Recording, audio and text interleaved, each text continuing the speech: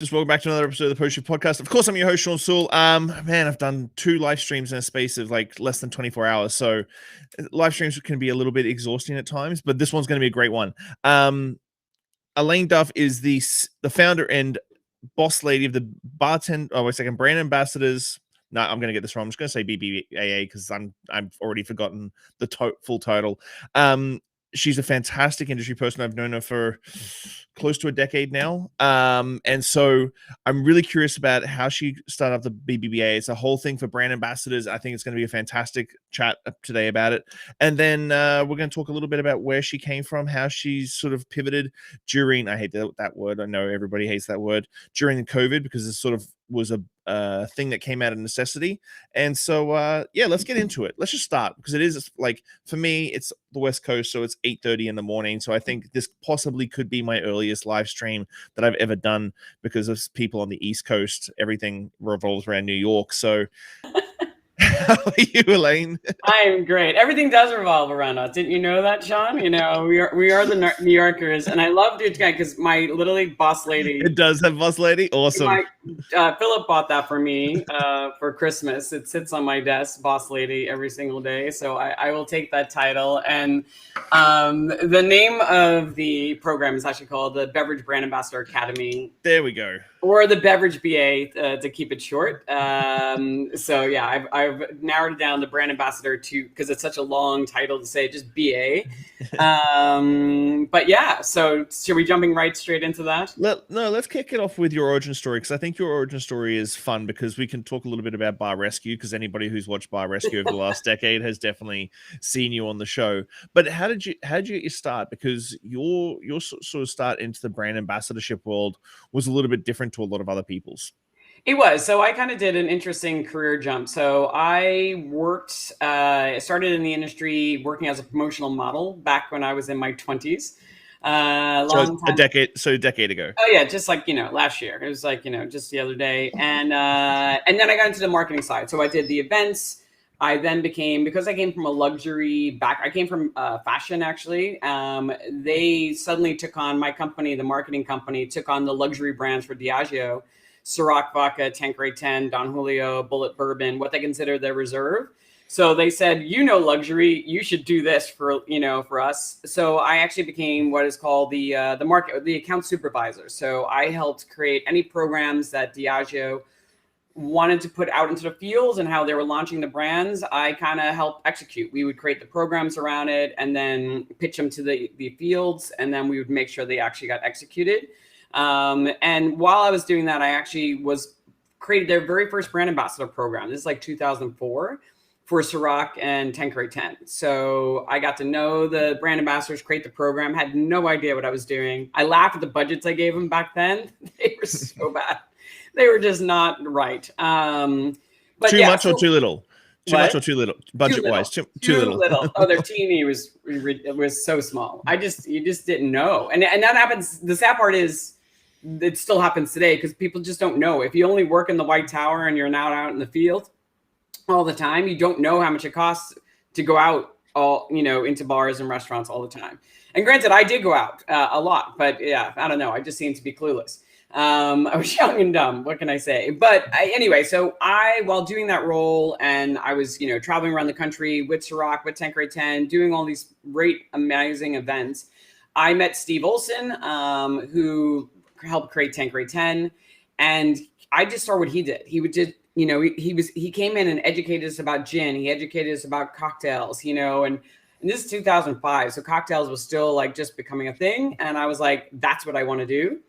And so it was a weird career change, because most people want to go from brand ambassador into the office and become like a market manager, not a market manager, a marketing person, brand manager. I went from that role into the streets. And I just decided one day I wanted to be the head mixologist and brand ambassador for Diageo. And the crazy thing is, I had never worked at a bar. But the good news was Diageo didn't know what a mixologist was, because it was 2005. And nobody really, that title was still new. But one of my bosses believed in me, and he was like, Elayne, what do you need? Like, what kind of education? I could totally see you doing this role. And I took Bar 5, and I studied under Jim Meehan, and everybody. I had Dale right at my fingertips because he was in there, and they taught me everything, about. I just dove in, like learned everything there was about spirits and cocktails, and I became the head mixologist for Diageo, and that led me to going on to Bar Rescue. Bar Rescue. We've had some great conversations. Someone was just talking yesterday, I think, mentioned John Taffer, and I was like, he commented on one or two of my TikToks, and I was like, I'm not sure if I should be like flattered or like feel dirty that he's like. It is a mixed bag with John. Like, I liked him, but I have he also has done some things where I'm like, I don't make me not respect him. So it's like I've had some great personal conversations with him. I've hung out with his wife and his daughter, and they're lovely and they're a great family, and he can be super nice. But he can also be a little bit jealous, and I've seen him like try to take people down if they try to do spin-off shows, and so it's a little of both. But you know what Bar Rescue did for me? Back then, the industry was very precious. I mean, remember 2005, 2006, nobody drank vodka. Everything was like small brands and fuck big companies. Sorry for cursing, but like it was all this preciousness around it. And people made fun of me. Like they were like, oh, you're on Bar Rescue. Like, I can't believe you'd sell yourself out like that. So I didn't even, my own husband said it. He made fun of Philip. It was like, I can't believe, you shouldn't do it too much. And it was such a dumb thing because Bar Rescue allowed distributors to explain me to other people. Mm-hmm. They were suddenly, instead of being like, she's Diageo's head mixologist, and I don't know if you know this, but most people don't know what Diageo is. They don't market themselves as Diageo. They market themselves as brands, right? So people know Ciroc or Tanqueray 10 and those things, but they don't know the company like normal people. People in the industry obviously do. And when suddenly they could say, oh, this is Elayne from Bar Rescue, she's going to come and train their staff. People lined up. Yeah. And like got their notebooks out and their pens. And whatever I said, they did. It was amazing. I was like, wow, this is awesome. Well, it's also like, I think sometimes I still think now that cocktail culture is still such a niche. Like we talk about saturation points and market penetration for like real cocktail culture. It's still only like 10-15% of any market really if we're lucky. And so Bar Rescue is always like, people go, why is Bar Rescue so? It's the macro. It's what everybody, like majority of people are going to watch a show like that. Only a small amount of people are going to watch like a hardcore, like cocktail show. That's why there's not a ton of cocktail shows on the show on like Food Network and Spike and stuff, because it's still so niche. I get it. We've got a fantastic like nice little echo chamber in the way of Facebook telling us that we're fantastic all the time with liquor.com articles and stuff, but really like go and stand at the liquor store and go and see what people are still ordering. And I go and humble myself all the time. Like, oh, people are still drinking Lucky Lager and Game Mickey's of vodka. I'm like, nothing I've done for 10 years has made any difference whatsoever.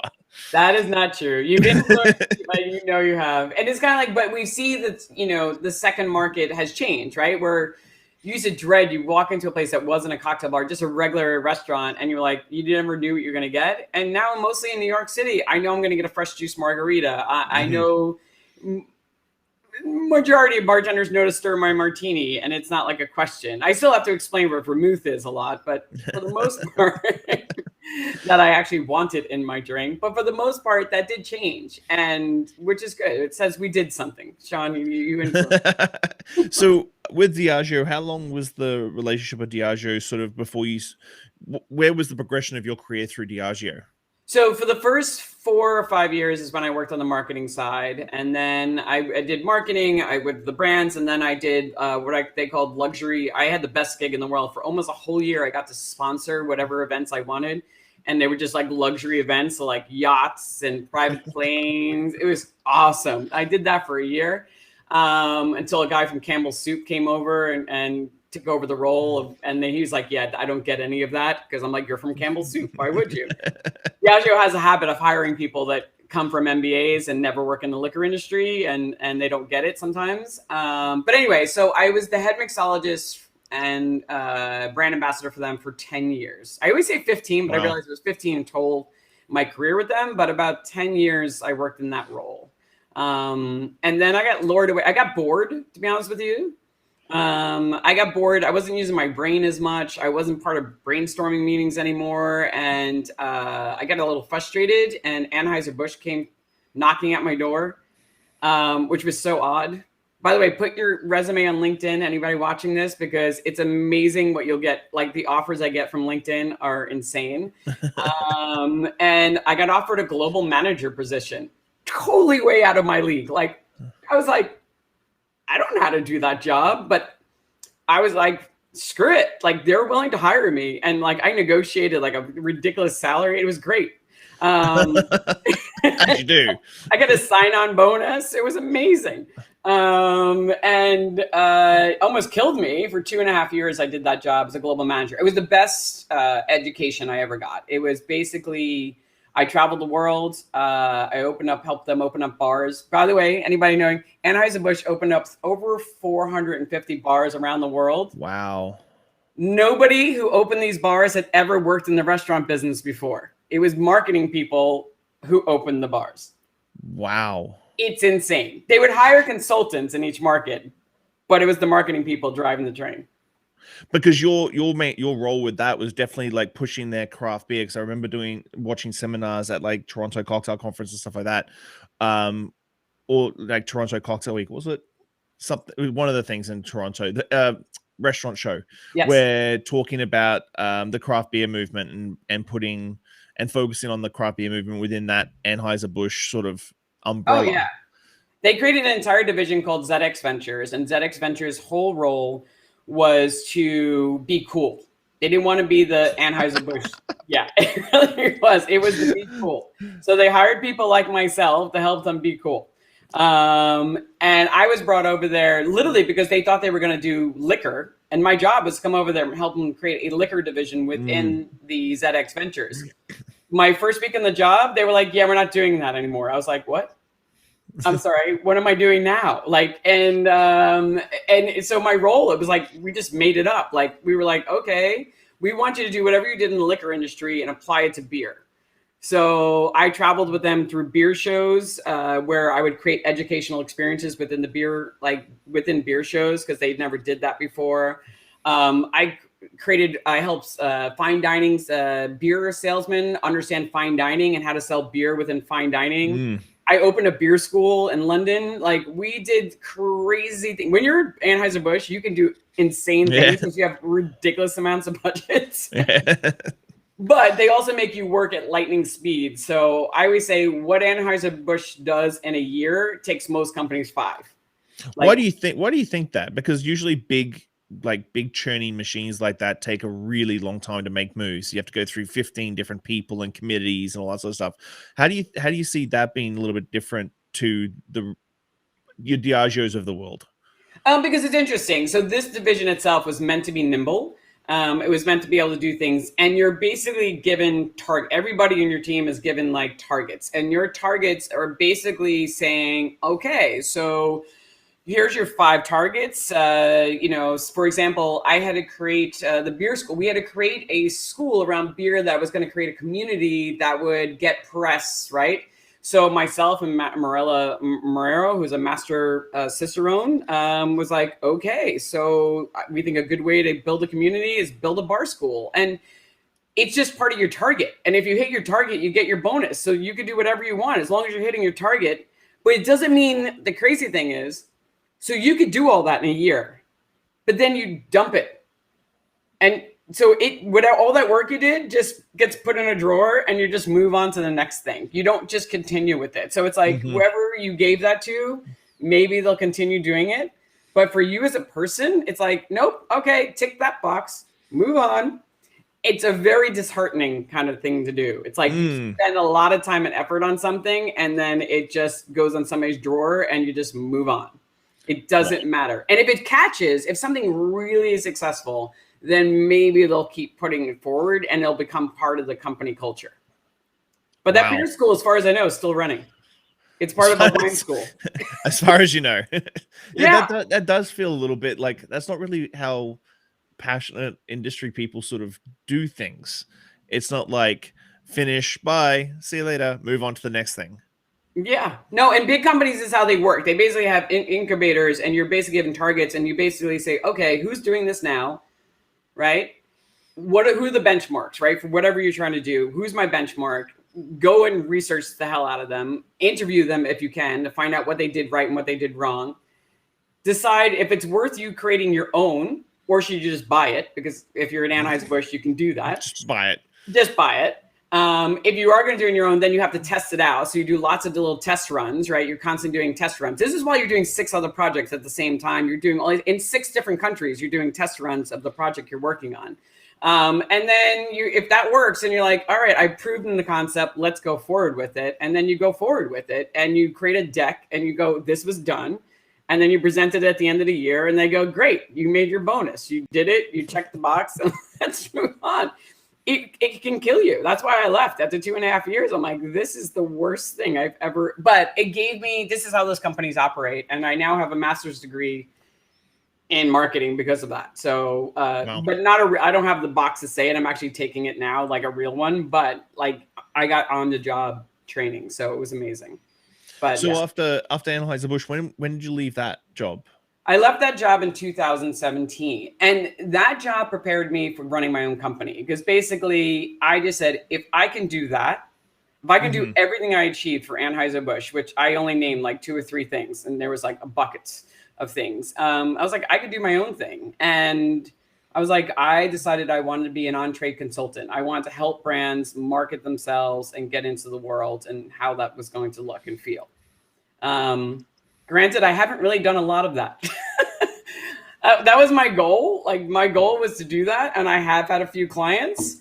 But what ended up happening was I started taking on more things about brand ambassadorship. I really did. One of my first people I started working with was cocktail guru, Jonathan Pogash, who was running like these part-time brand ambassador programs. And I came on board to kind of consult for him. And then I kind of took it over in a lot of ways. And what it did was it gave me access to so many small companies like Laird's Applejack and Castle Brands and there's a whiskey in Vermont that's escaping my brain, Mad River's Liquor. So I started seeing how these small companies were operating and how they were utilizing brand ambassadors. And I was like, oh, we need to change things. This is not good. Well, let's get into that. Let's talk about the brand perspective on the brand ambassador, because I feel that the brand perspective on a brand ambassador, as well as these young bartenders who want to become brand ambassadors, is very similar. The young bartenders, they're like, well, all I have to do is go out and drink like 4 nights a week and take some photos and put on Instagram. And these smaller brands, the ones that don't have a marketing team, that have a little bit of budget to throw around, because I deal with it myself on the marketing side of things when it comes to social media, is like, they also think that's what a brand ambassador does. Yes. They also think that if they go, oh, we'll just give this kid a couple of $1,000 a month or $1,500 a month, he can just go out and take photos, put it on Instagram, tag us it up, and everybody's going to love it and get a few listings here and there. And so there's a big fundamental gray area where no one really understands what a brand ambassador actually truly does. So for the people listening or the people watching, explain to me what your definition of a brand ambassador should be, so that the youngsters out there can go, oh, fuck, that doesn't sound as fun as I thought it was. Yeah, no, it's interesting. What I've discovered after interviewing over 65 brand ambassadors from many different companies is that every company treats this role differently. I always say the best role, if I could come back again and have a career again as a brand ambassador, if it paid the right amount of money, $1 billion, I'd work for all day. Like working for Charlotte Bosi seems like the best gig ever. It really does. She's very good at what she does. Her team loves her. And also they just get to be creative and cool. Like they have what every brand ambassador thinks the job should be, would like the job to be. Like they just get to go out and do cool shit and build the brand, person by person, trade by trade. They don't really do a lot of sales. They are just about doing creative stuff and educating people and just making personal impacts on people. And everybody they hire is really good at it. I mean, Trevor Schneider and Eric Anderson, like they're really, really good at, and they have a lot of other brand like that are really good with connecting with people.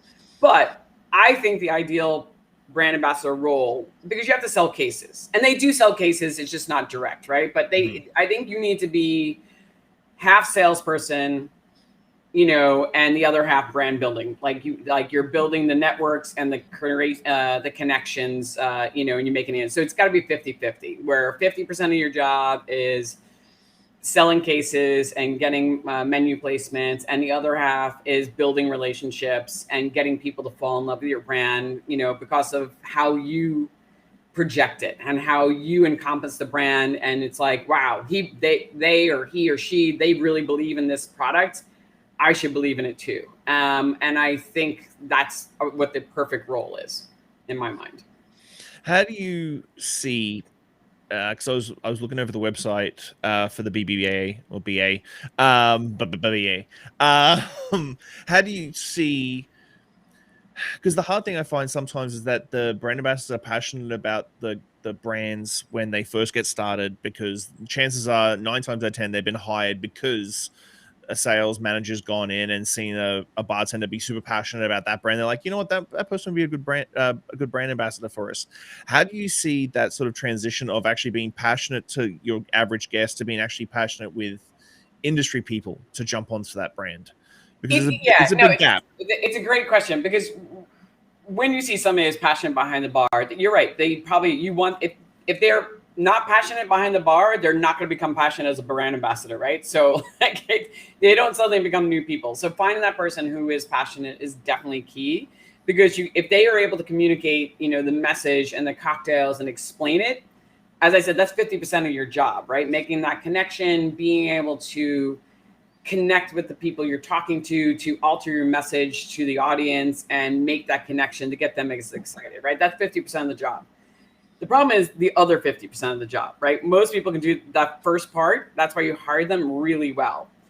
When you transition from being a bartender into a brand ambassador, the biggest problem that most people tell me they have is they have no schedule, right? Mm-hmm. When you're a bartender or a manager, you have a schedule. You come in at this day, you go from that hour, you know exactly what you need to get the day up and running. You know how to do your mise en place, and you need to prepare, and you know how to break down, right? And you know exactly how the day is going to go. But suddenly now you're a brand ambassador, and you're like, okay, now what? Somebody trained you. They gave you all the brand knowledge, right? You got the brand knowledge. You sat down, you have goals, and you have to organize your day for the first time in your life of exactly what you're going to do, who you're going to speak to, how's that transition going to go. And while you're managing multiple projects probably going on, that's really hard for a lot of people whose day was literally set for them. Mm-hmm. They just, you deal with obviously as a bartender, you have to deal with multiple scenarios coming your way, like things that can happen, right? So that does prepare you, because you're constantly having to put out fires as a brand ambassador. So that part, but it's that part that everybody tells me. They're like, suddenly I miss the energy of the bar. I miss the fact that I'm not getting most of the time you'll be as a brand ambassador, you don't get emails for days from anybody. Mm-hmm. And you're like, do I still have a job? Like, what am I supposed to be doing? Why isn't my boss calling me? Like, am I getting fired and I don't know? And I'm going to tell you right now, for anybody who is listening, once they have hired you, it takes a lot to get fired. Let me tell you that, like right away. So don't panic, because they have spent months probably finding you thousands of dollars, and finding that right person. So they're going to find a way to work with you. So if you're feeling insecure about your job, have the conversation with your boss. But at the end of the day, and that's why I created the Brand Ambassador Academy, because literally the first chapter, the first module you go through is literally telling you what the fuck you're supposed to be doing your first 3 months in the job. Like, what am I supposed to be doing? Like, how am I supposed to plan my day? Like, what should I expect my first month? Like, who should I be talking to? What are the conversations? Like, HR. If you've never worked for a large company before, you don't know what an HR person is. Yeah. Like, what do they do for you? Why am I talking to this person? Like, okay, the accounting person. Like, oh, you want to make friends with an accounting person because they do your expenses, right? I tell everybody, drop a bottle off to that person, invite them out to events, get to know them, because when your expenses are late, if that person knows you, you're less likely to get dinged, But these the first month, your expenses are just in a shoebox. This is how I'm supposed to do it, right? Yeah. That's good, right? We're done? Yeah, I mean, yeah, exactly. So it's funny because I just had this conversation with the first person who's taken my program, right? She got hired. This is a great case scenario. So she got hired by a small brand. She knows the owners. They're like, these guys who own a particular whiskey brand in I'll say in America. And she's like, she got hired because her connections are good. Everybody knows her. She's a great bartender. She's really great on air. So they were doing a lot of social media stuff. And she's like, I sat and talked to her and I said, okay, let's talk about your experience. She tells me your experience. You got a lot of experience in the industry. She's like, Elayne, but I've never done this job before. And I'm so worried they're going to fire me because they're going to figure out I don't know what the hell I'm doing because I don't know what I'm supposed to be doing. I was like, nobody told you anything. She's like, no, they just said, get product placements, like, and that's it. And she's like, I'm not sure how to organize my day. So I was like, and I said, no problem. So we set up goals for her and she's taking the course right now. And I'm so excited to get her feedback, to sit and talk with her because I was like, the first thing I'm going to do is create an account strategy. Like, who are you supposed to be talking to? Mm-hmm. Because not every account's supposed to carry your brand, right? Not every place is going to be the right fit for it. So don't waste your time and energy in the wrong places. So it's like, how do we do that? And then when you do find the right accounts, what's the conversation you're supposed to be having? Because now everybody kisses your ass, right? Sales reps, right? Brand ambassadors. They come in there and they're all like, oh my God, Shawn, it's so great to see you. How you doing? They're throwing all the love on you. Like, do you want some tickets to some stuff? Now you're on the other side. And now you're not nobody's kissing your ass. You're kissing their ass and trying to get them to have that conversation with you. Imagine that, right? It's hard. It's really hard because suddenly you're like, oh shit, my friend who I thought was my friend, yeah, they like me, but they don't really want to take my brand in right now. Mm-hmm. And that's something people don't realize. Like owners, they hire brand ambassadors and they're like, oh, they have lots of connections. And I'm like, yeah, they do, but it doesn't mean their friends want to take your brand. Mm-hmm. I mean, they might throw them a solid and take in like 1 or 2 bottles, but then if it's not right fit, it's just gonna sit there. That's a big thing that a lot of people don't understand. Like I've had a lot of friends get into like sales reps jobs, and they're like, oh, I'm just gonna go into all my buddies' liquor stores and all my buddies' places, and then just gonna pick up my wine or pick up my spirit. I'm like, yeah, no, that's not how it works. No, at all. And like with my little repping company, we have a couple of small craft brands here, and they are always on my back about like, well, why aren't you into this place? And why? Because that's not going to work. Yeah. Like we've just had a big change in BC with wholesale pricing, so a lot of stuff in BC is a lot cheaper now, like a lot cheaper. Whereas craft brands haven't had that break. And so I'm like, I can't, as an operator, I can't go to a friend's place and say, hey, you should pick up XYZ. Yes, it used to be $2 more expensive. Now it's $10 more expensive, especially with everybody trying to just scrape by right now. And so I'm very aware that I'm not going to be able to get all the accounts that I think I could have. And I never had this sort of preconceived notion that I'd be able to walk into a friend's place and they're going to do me a solid. And I think that's a big, big thing. So I want to take it back a little bit with the pandemic and everything, because obviously I don't want to lean into the pandemic too much because we've all fucking lent into the pandemic enough over the last freaking almost 2 years now. But I actually found it very interesting that I think the last time we chatted was it about RTDs? Yeah. The last time we chatted was about RTDs. And and it actually has stuck with me a lot because I had to do it myself. Like I feel in our industry, we get very passionate and we want to try and do everything for everybody. Mm-hmm. And you said something in that conversation that stuck with me is like, no, I'm trying to refocus exactly what I want from the industry for the next 5 years. Mm-hmm. And you're like, I can't just do stuff just as a whimsical thing, because I have had to cut back a lot of my whimsical things because we've opened back up. All of a sudden, I don't have a shit ton of free time. I can't do my Spirit of Day stuff and a whole bunch of other stuff because I don't have time in the day to do it. And I've had to focus into like what is actually, as an entrepreneur, what is actually going to make me money in the next 5 years. Because I think during COVID, we all were like, no one's making money. This is fine. We're okay. Like no one's really banking anything right now. And then all of a sudden we reopen. It's like, oh shit, no, I need to refocus it. And that has actually stuck with me quite a bit and has been in my head going over and over and over again. So for everybody, because we have talked about the BA program and stuff like that, let's do your elevator pitch for the BA program. And sort of, you obviously have touched on it that you were doing a lot of this already. You're working with a lot of people with brand ambassadors and stuff like that.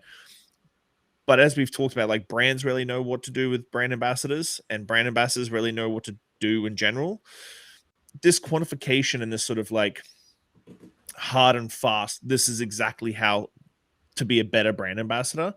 What was the catalyst, other than what we've talked about? What was the catalyst during pandemic to sort of go, no, I need to knuckle this down and do this properly?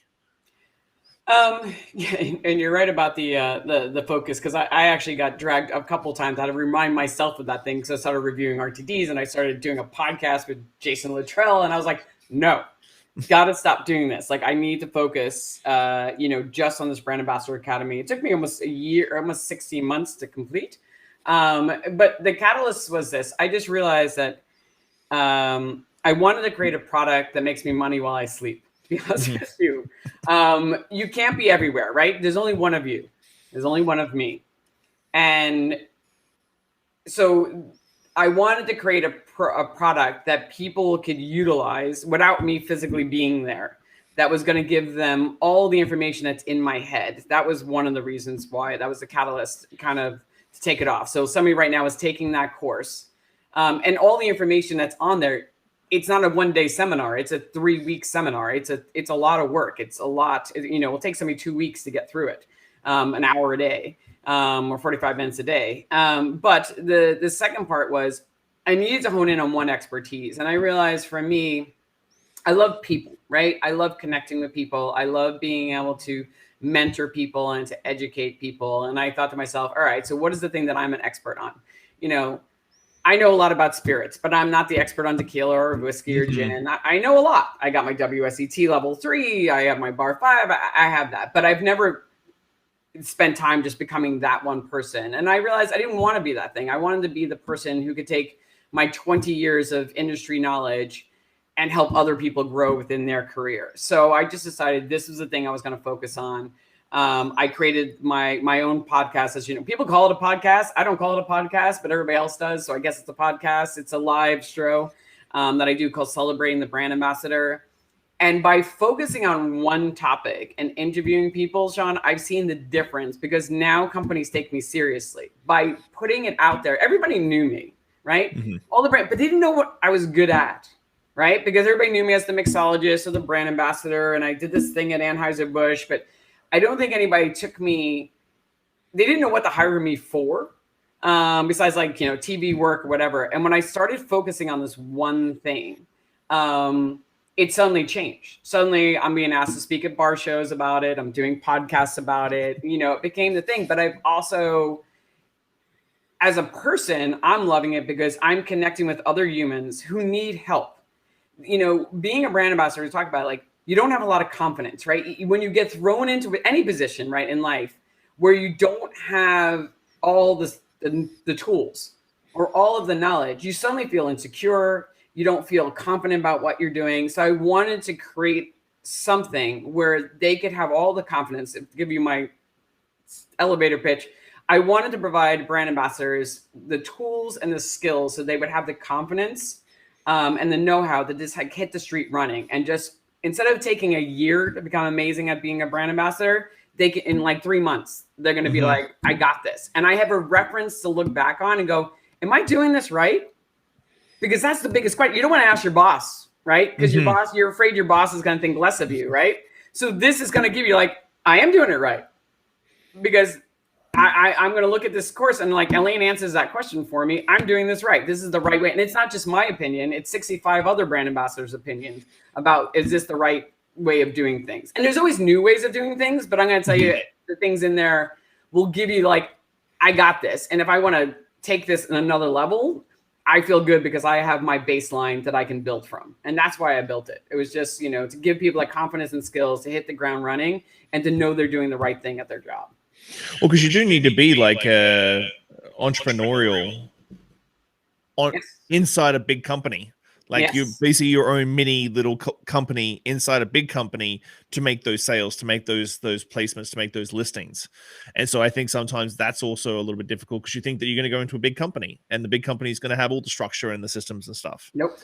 No. So, and that's also just one more thing within the course. But there's a whole thing in there about networking, like how to actually network well so that you can build your career, because it is about building your personal brand. While you're in that role, you should be working on your next job, and building your personal brand so that the people within the company take you seriously and they know who you are, so that when you do want to leave, or if you do want to take a different role within marketing or sales, they will be like, yeah, I know this person is like, let's help them get to the next level. So it's such a big thing. So with all this work this last little while, what's your blue sky for the next 6 to 12 months? Like, what do you want to see come out of? Because I know that you were at BCB just recently talking about all this as well. Where do you want to see it? Like, are you pitching much more on the brand ambassador side for the brand ambassador to sort of come on board with you? Or are you really hoping that brands go, you know what, this is like, I can make all my brand ambassadors epic in a space of 6 weeks, 3 months. Let's just put all our let's go all the Diageo brand ambassadors. Let's just throw you all through the course and be ready to rock and roll. I basically want the brands to. So basically, it was a great conversation I had with somebody about the program, and they said something to me, and they said, Elayne, they were the head of advocacy, and they said, a lot of the stuff you're talking about, we could create that training program for our brand ambassadors. I said, oh, you could, but are you? And they were like, no. And I'm like, exactly. I said, we could all do it. I said, but do you have time to do it? And they're like, no, we don't have time to do it. I said, that's why I made this program. I said, because I hear you. I thought the same thing. Like, oh, I was like, it took me 2 years to put this together. I said, it's a lot of writing and filming and editing. I said, so this is so basically my goal is for this. It's like, if you are just starting out brand ambassador, to say like you've only been doing it for like 1 or 2, like 2 years, 2 or 3 years, but never like, where you haven't gotten like really hardcore training because you haven't worked for a Bacardi or Diageo. I basically want you to pick it up, the brands to pick it up, to give it to their brand ambassadors to take the full course from A to Z, to get up. And then that's my goal. Like, so everybody takes it at the same time, because it's also a bonding tool. If everybody goes through the same training, and then they have a shared experience. And then for the more advanced brand ambassadors who might still be struggling with corporate skill sets, how to write a corporate email. This is a big thing that people talk about, how to give a presentation that's going to really make an impact. There's actually a mini course that's just about executive skills that covers networking, productivity, corporate skill sets, and presenting. Like, it literally, so I'm hoping that for anybody that's kind of like, all right, we have brand ambassadors, they've been around with us for a while, but they really need to take it up a notch. We want to give them some of those skill sets that might help them excel when they're still kind of in the middle. They're kind of mediocre.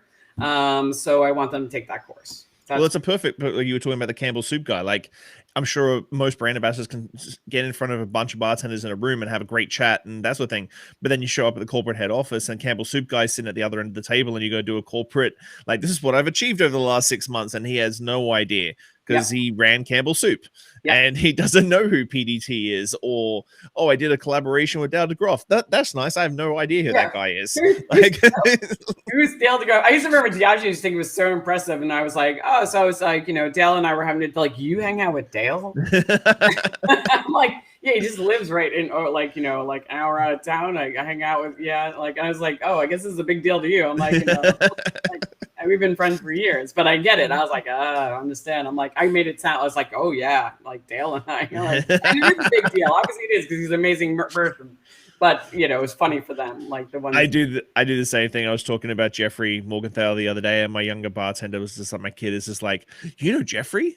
I'm like, yeah, I know Jeffrey. And I almost like this close, like almost texted Jeffrey as like to FaceTime so he could meet my young bartender, because he was like all goo goo gaga because I knew Jeffrey Morgenthau. And I'm like, we can FaceTime if you want. He's like, you can FaceTime Jeffrey? I'm like, yes. One thing I hope somebody feels that way about me. Like, oh, Elayne? But yeah, I feel that way. I'm the old guy in Victoria, and all these youngsters now are like me being away in Singapore 2 years ago in 2019.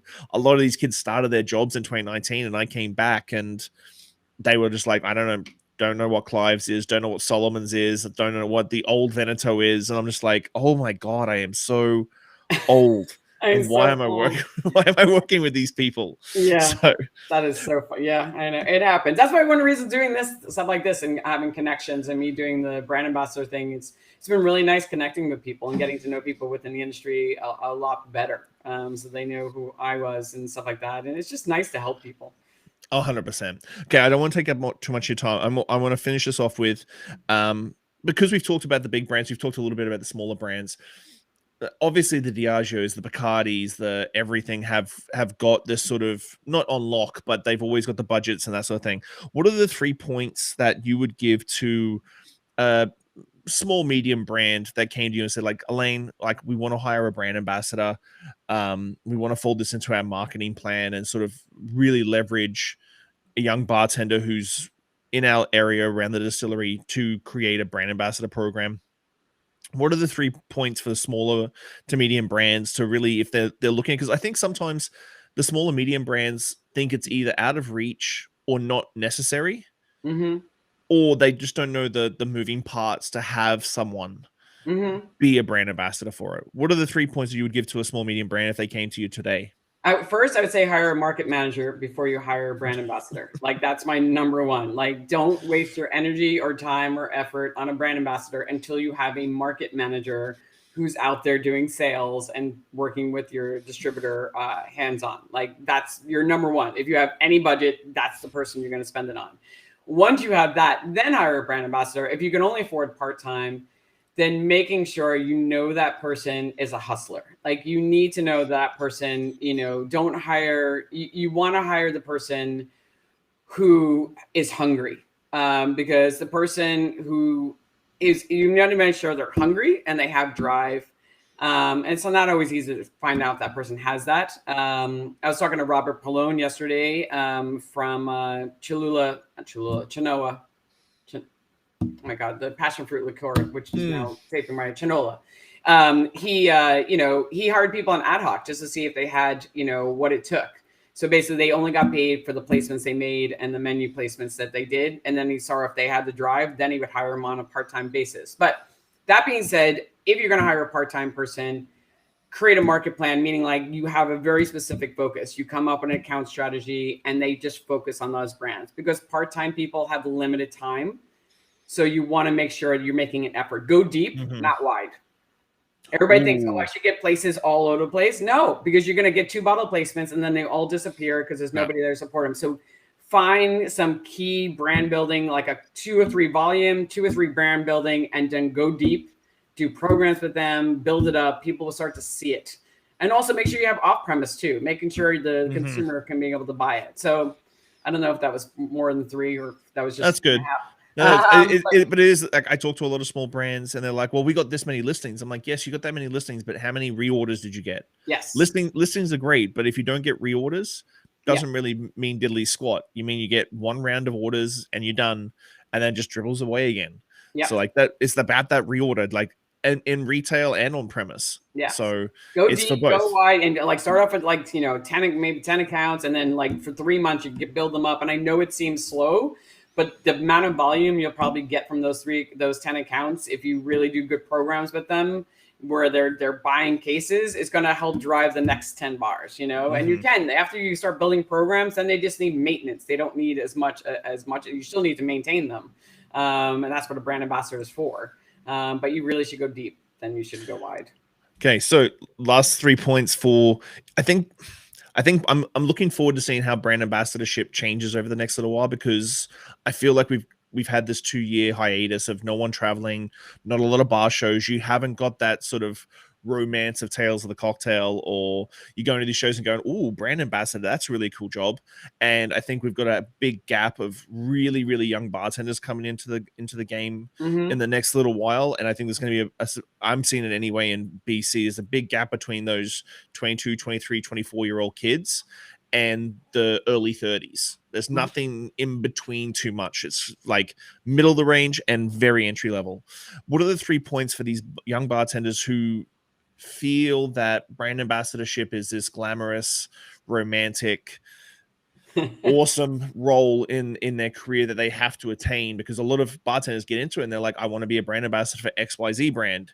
What are the 3 points for bartenders wanting to get into brand ambassadorship? One, and you touch on one of them, when they say they want to get into XYZ brand, that's actually smart. Find a brand you love. You need to be passionate about the brand. And then once you find, if you have a brand and you know people that work for that company, find out if they actually like working for that company, because you might be disheartened to realize that, yeah, that brand is great, but the company itself is not really good to work for. So before you set your heart on it, ask those questions. 90%, well, not 90, 70% of your job as a brand ambassador is planning. That's what you do. You're in an office, you're writing Excel spreadsheets and PowerPoints, and you are planning. You're sitting in a meeting and you're planning what you're so realize that, like, it's not just about being out in bars and events.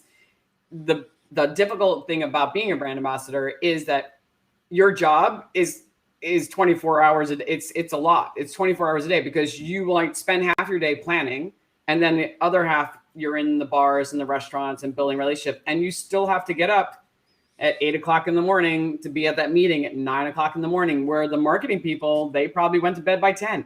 Yeah. You know, and they were probably home with their families, like eating dinner, you know, and putting their kids to sleep. So you got to realize it is a life, your life work balance is very interesting. And it becomes sometimes difficult to manage. So, and so if you don't like planning, and you don't like sitting in front of your computer a lot, and you know, it can become overwhelming.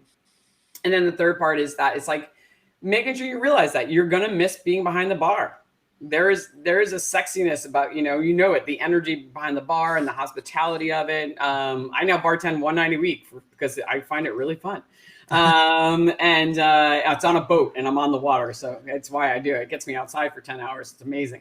But you miss that. You miss that energy. You miss that connection with people. So you got to realize, okay, your life is going to be a life where you spend a lot of time by yourself, like going out to bars and restaurants. It can become very lonely.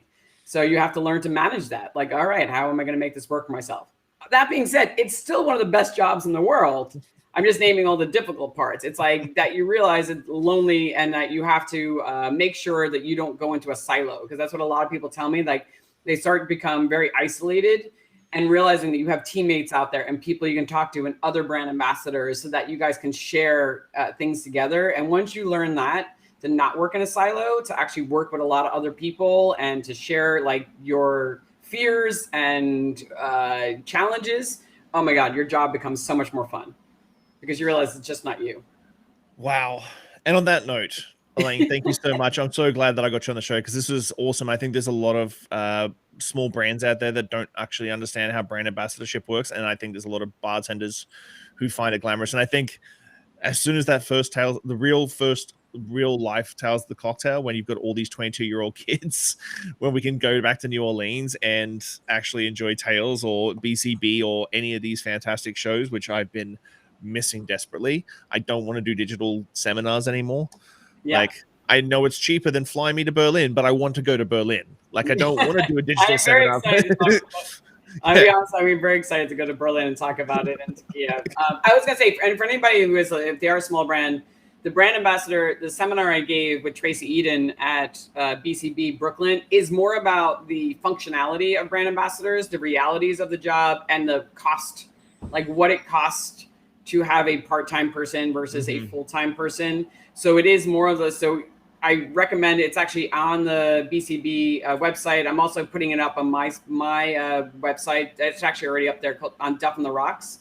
You'll see that seminar. It's from BCB Brooklyn, and it's more of the hardcore realities of like what it takes to operate as a part-time brand ambassador, because a lot of people hire part-time, and also as a full-time, as well as cost. Like what it costs to hire them, to have them out there in the market, T&E and all that kind of stuff. I'll link that up in the description for the podcast and the live stream, so that people can, yeah, that'd be perfect. Well, Elayne, thank you so much for your time. I really appreciate it. It was good catching up. It's good to see you, Shawn. Thanks for having me. I'll see you soon. Bye. Bye.